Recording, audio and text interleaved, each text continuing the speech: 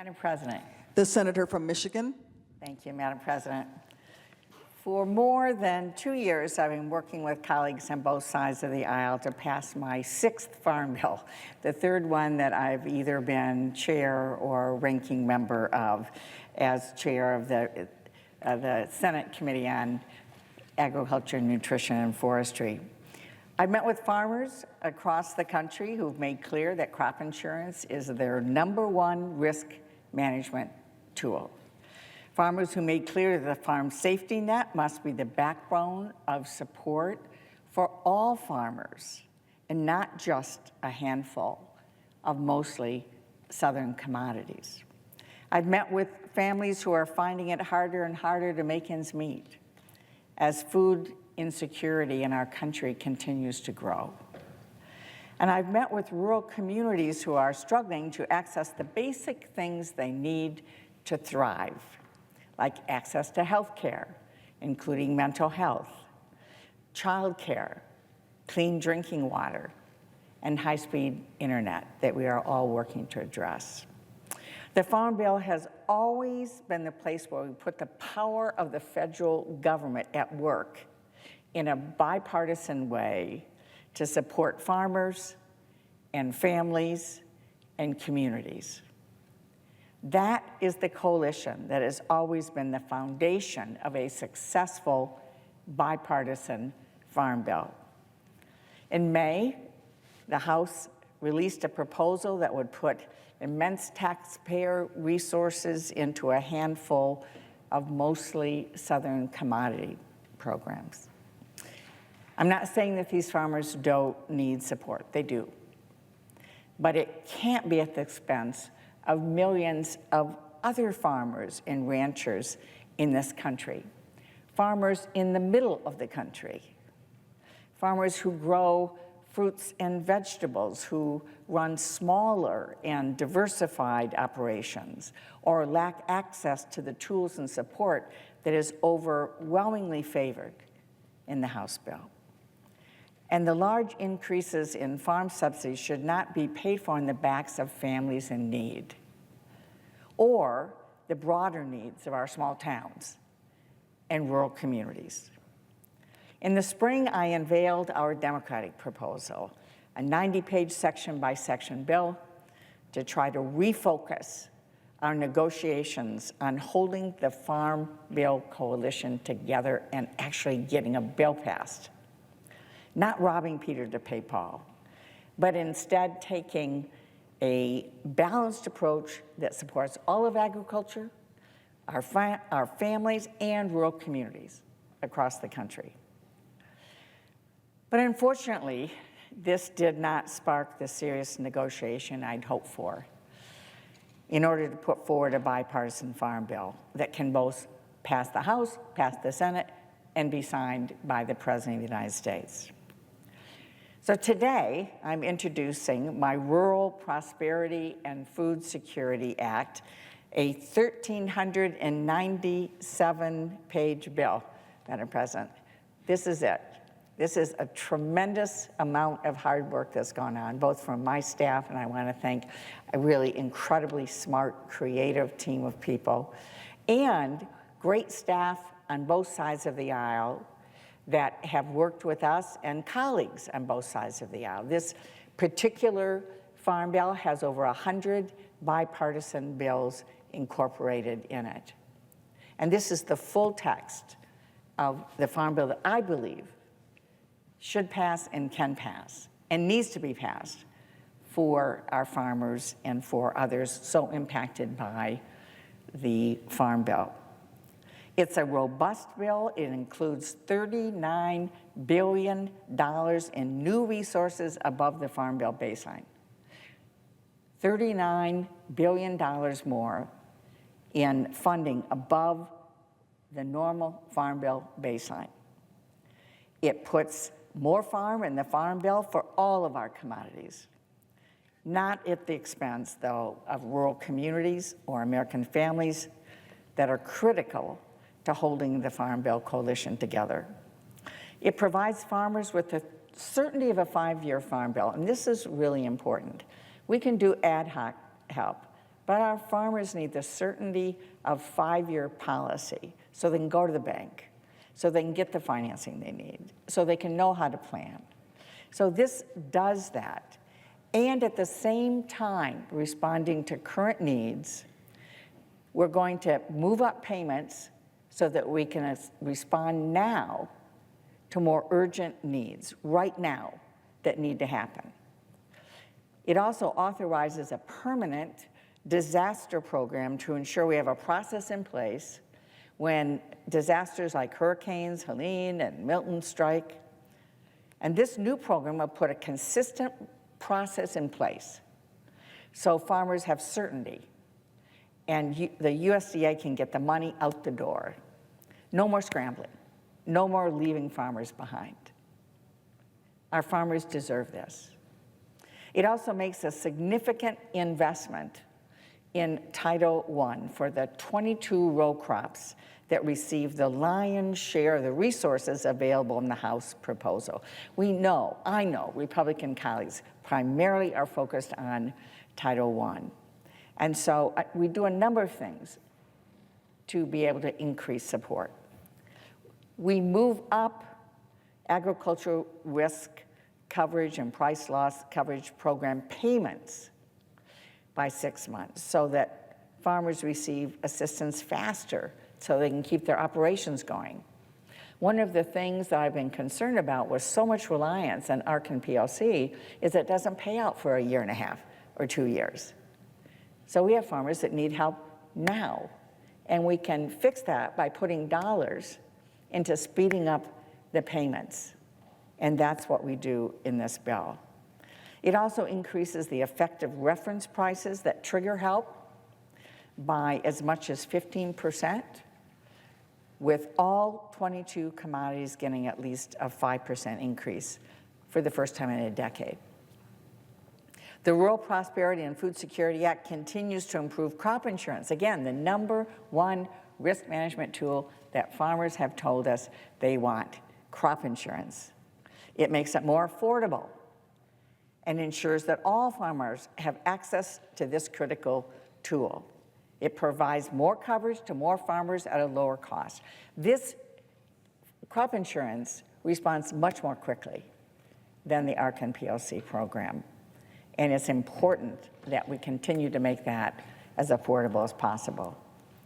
Importantly, I include a provision that will partially reimburse farmers' crop insurance premiums and what's called NAP fees to put cash in people's pockets who urgently need it right now.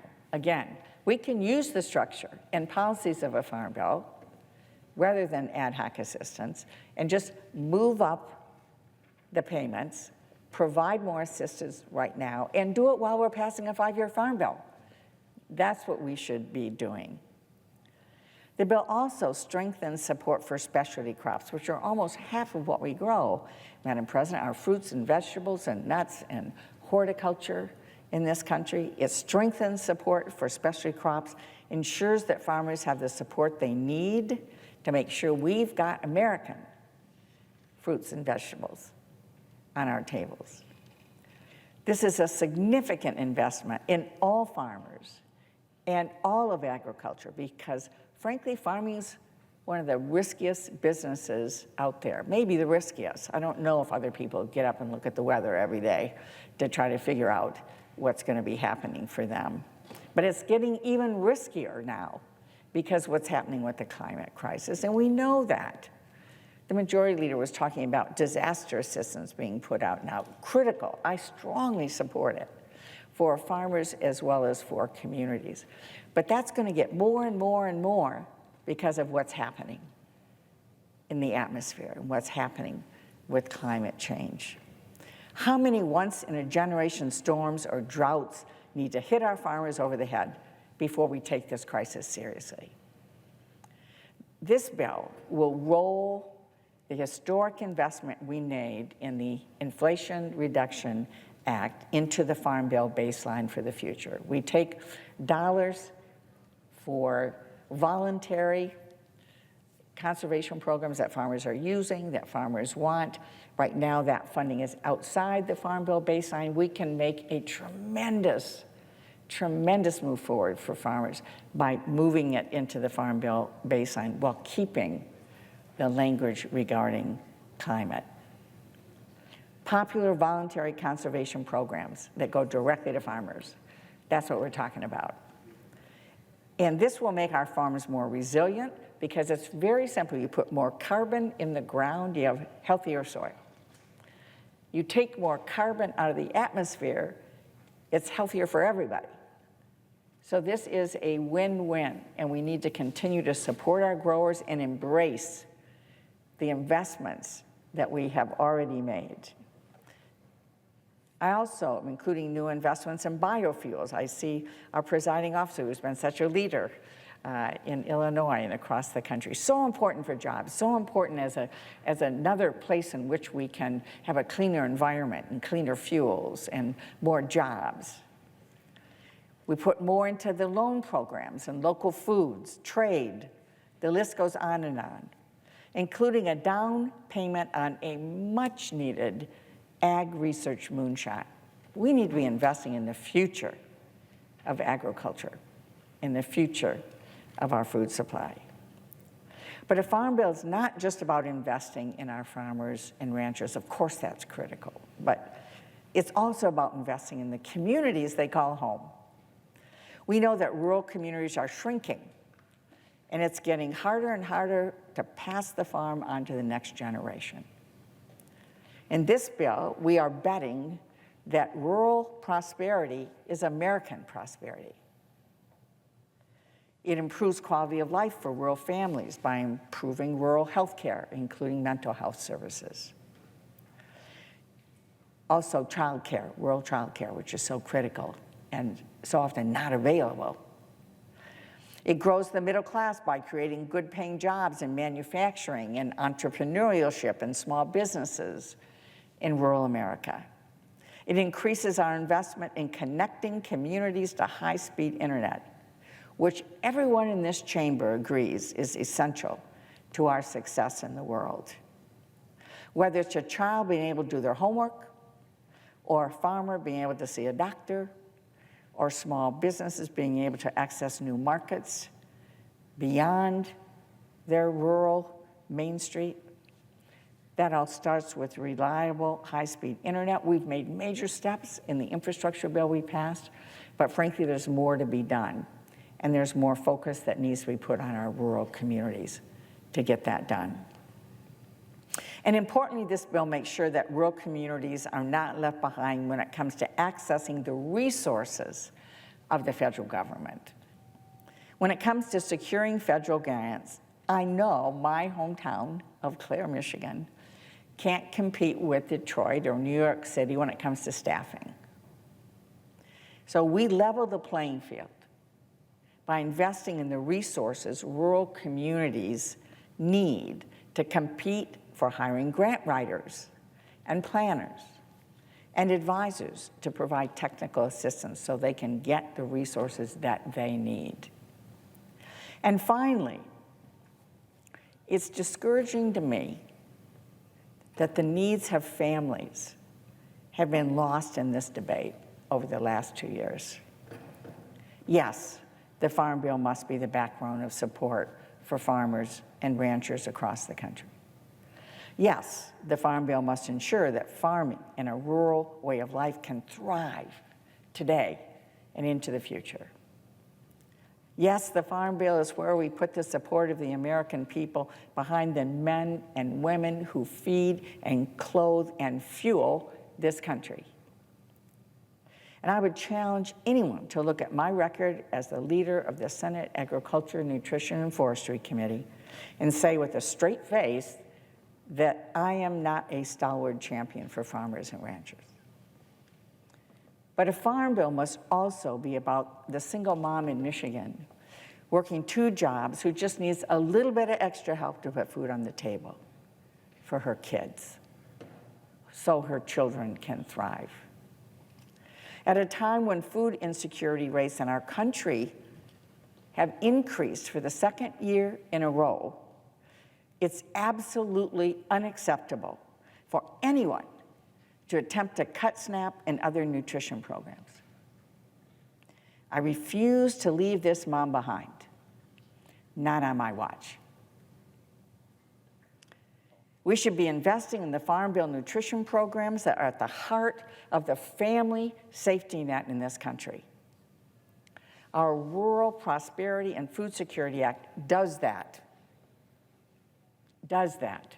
and lays the groundwork to see a future where we could actually end hunger in America. It protects nutrition assistance and draws a clear line in the sand that we will not walk away from the progress we have made to keep families fed in this country. This is a bill that keeps farmers farming and families fed and rural communities strong, all of which are critically important. And it is a robust bill that is paid for by using the same resources our Republican colleagues in the House used to pay for their bill. But we don't divide the broad bipartisan coalition that's the foundation of the Farm Bill to do it. In my time leading Democrats in the committee, I've locked arms with Republican leaders like Senator Pat Roberts to defend programs that may not have been my priority, but it meant holding the coalition together. That's how you get legislation done. That's how you do it on a bipartisan basis. You know, farm bills failed to pass the House in 2012 and 2018 because Republicans included cutting food assistance in their bill. And they didn't have the votes to pass it. They couldn't pass it.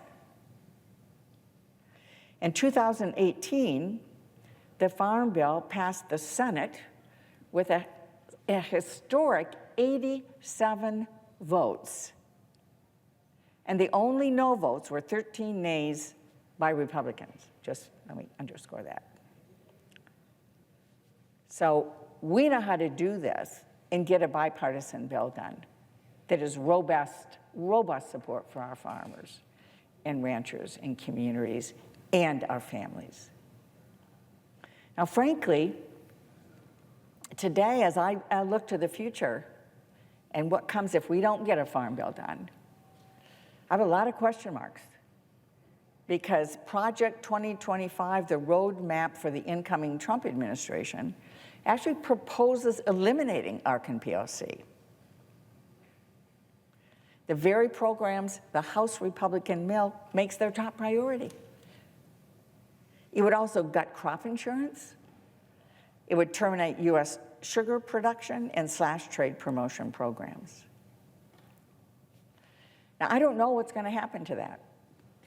Maybe nothing. But it should worry everybody that that's the vision that is out there. And frankly, I think that's why it's no secret why the House Farm Bill that came out of committee on a primarily partisan vote last spring has not yet been put up for a vote on the House floor. Because I don't think, and everyone tells me, there are not the Republican votes to pass it. And the last time I checked, the chamber will be similarly divided next Congress in the 119th. So I would encourage my Republican colleagues to join with us, to join with me, to get this done now, to do what we need to do for farmers, provide them certainty, provide them more immediate help, and to do it right now. I would encourage Republican colleagues to rethink their proposal to make the largest cut to the Supplemental Nutrition Assistance Program in more than 30 years. That's not the way we get a bill done. I would encourage them to join us to pass a meaningful 5-year farm bill now. There's no reason we can't. And a bill that provides immediate assistance within the farm bill for what our farmers need. The Rural Prosperity and Food Security Act is robust adding $39 billion to the Farm Bill baseline. It's bipartisan, with over 100 bipartisan bills included, and it balances the needs of farmers, ranchers, families, and rural communities. It holds the broad Farm Bill coalition together, which is critical for the future of any Farm Bill. And I firmly believe that it is the best and probably only path to pass a 5-year Farm Bill this year. I urge colleagues to come together and consider this bill seriously. Thank you, Madam President. I leave the floor.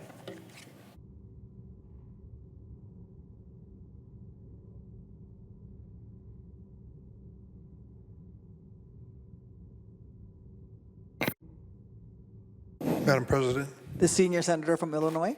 Madam President, I hope that many people tuned in to the presentation that Senator Stabenow just made.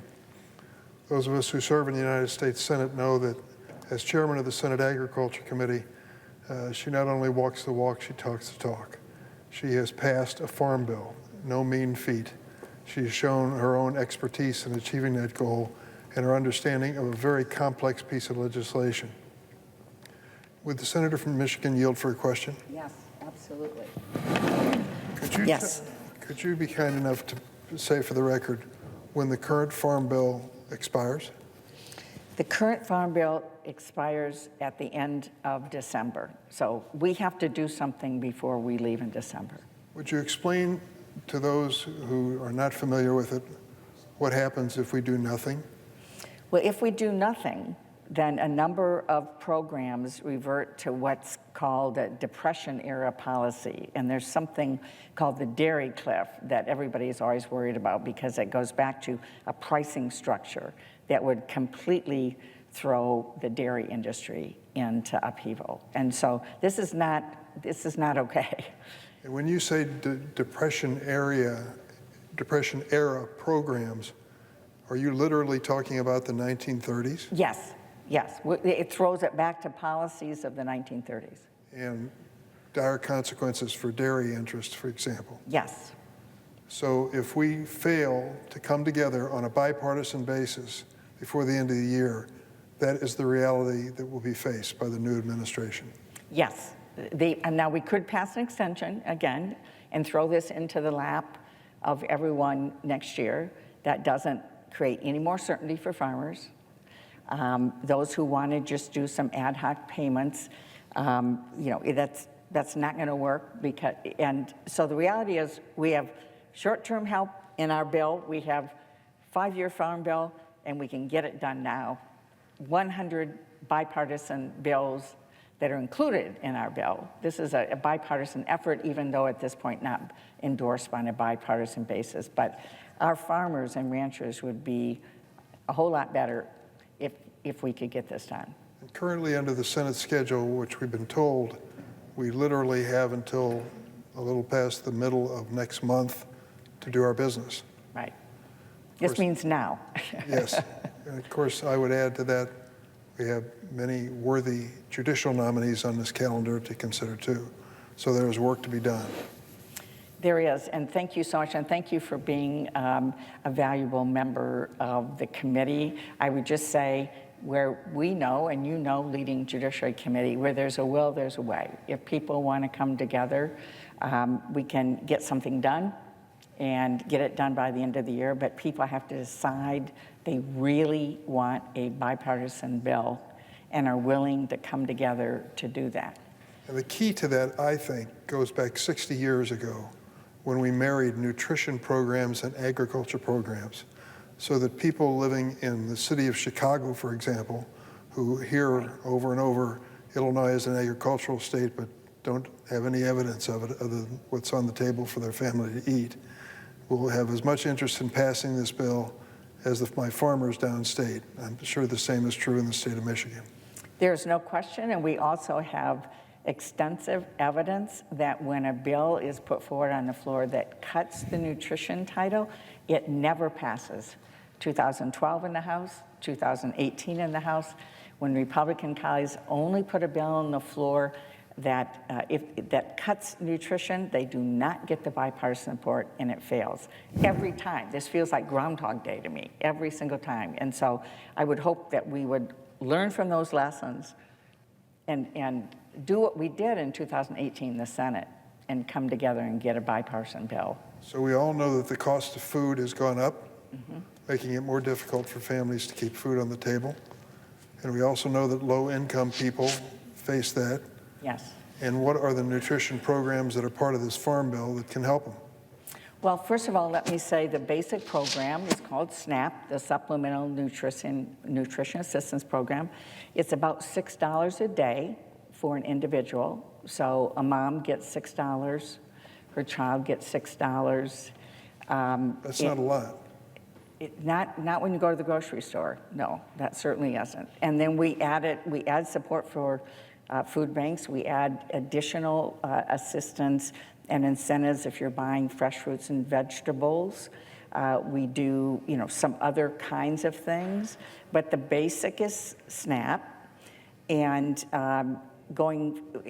we gave an update that hadn't been done in 50 years in SNAP in the last farm bill. And it added, that $6 now includes $1.35. That was an update based on cost over a 50-year basis, and that's what folks are arguing about. And going forward, CBO says there would be an update every 5 years of about 2% for SNAP, and that's what our Republican colleagues are fighting about.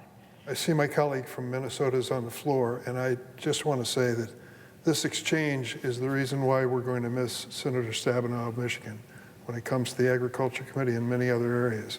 She does her homework. She understands in the complexity of a big bill that there are real-life human issues that face us, and there are real people who are waiting for us to get our job done. Thank you for doing this and moving the debate along. I sincerely hope we can get this done before the end of the year and the disastrous consequences that you described. Thank you. I yield the floor. Madam President, just wanted to reiterate what the Chief Whip has said here, that Senator Stabenow has over and over again, against all odds, been able to negotiate bipartisan bill. And when you look at these past bills, and you can correct me if I'm wrong, Senator Stabenow, it has been actually majority Democrats in the Senate vote on these bills, well represented by the two senators from Illinois who are both in this chamber today. I just think the fact that you have over 100 provisions in here that are bipartisan is really important to note, because there's absolutely no way we can do this unless we do this together. And the other thing, while we're going to miss you dearly, as we go into next year, we know there's going to be a major debate of tax reform, which of course there should be, that will be dominating a lot of our Senate time and other issues. And my concern, and you can address this, is that we not let this important bill, which, as you have pointed out and Senator Durbin has pointed out, is so important for ag. And when we see these input costs, when we see the weather conditions that our farmers have been suffering through, but also important for conservation efforts as well as nutrition for this nation. And there's absolutely no way we're going to be able to do this unless we have those three legs in this bill, not to mention the economic development and research. So I want to commend you and just ask you that one last question about how important it is that your bill includes 100 bipartisan provisions, and that we continue that work and do anything we can to finish this by the end of the year. Well, thank you so much, and thank you, Senator Klobuchar, for your current leadership and future leadership in the area of agriculture, nutrition, and forestry. I would say at any other time that putting forward a bill would be a starting point, and that then we'd negotiate and work together, which I've been trying to do for 2 years. We put something out in May.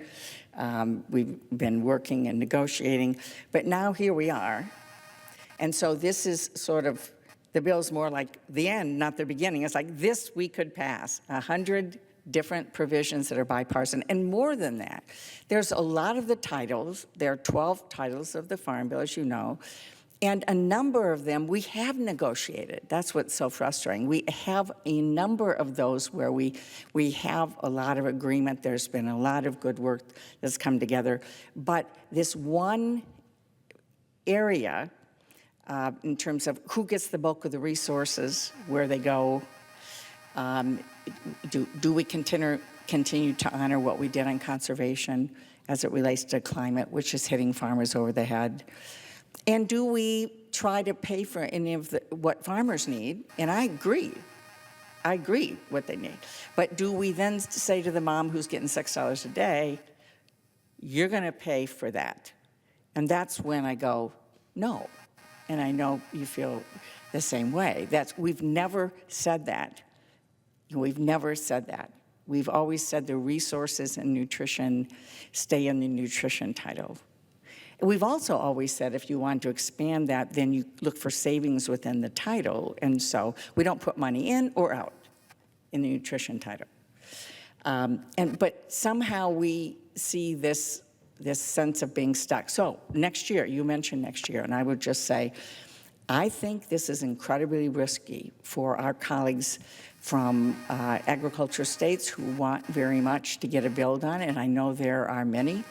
I look at the fact that the House has not been able to bring their House Republican bill to the House of Representatives, which has a majority of Republicans. They can't pass it. And what happens next year with that? I mean, at some point, it has to be bipartisan, it has to be balanced, and hold the whole Farm Bill coalition together. The only question is it now? Or are you in a situation amidst tax cuts and everything else next year to try to put this back together to get it done? I would say farmers need certainty now. We can move up payments and get them more help now. That there are legitimate concerns farmers have in terms of costs. We need to do that now. And I would love it if all the ag groups came in and said, we want to get this done now.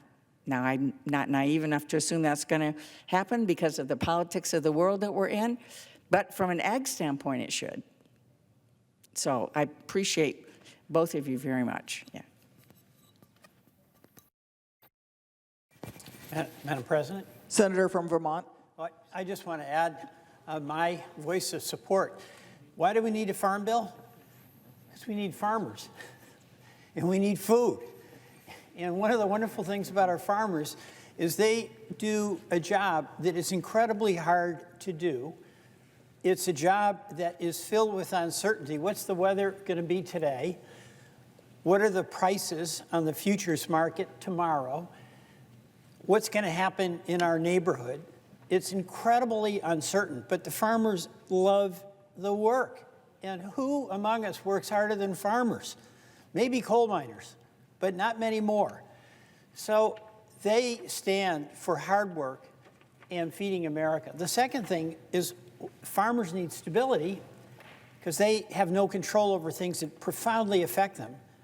But the other thing is farmers actually are the custodians of our landscape.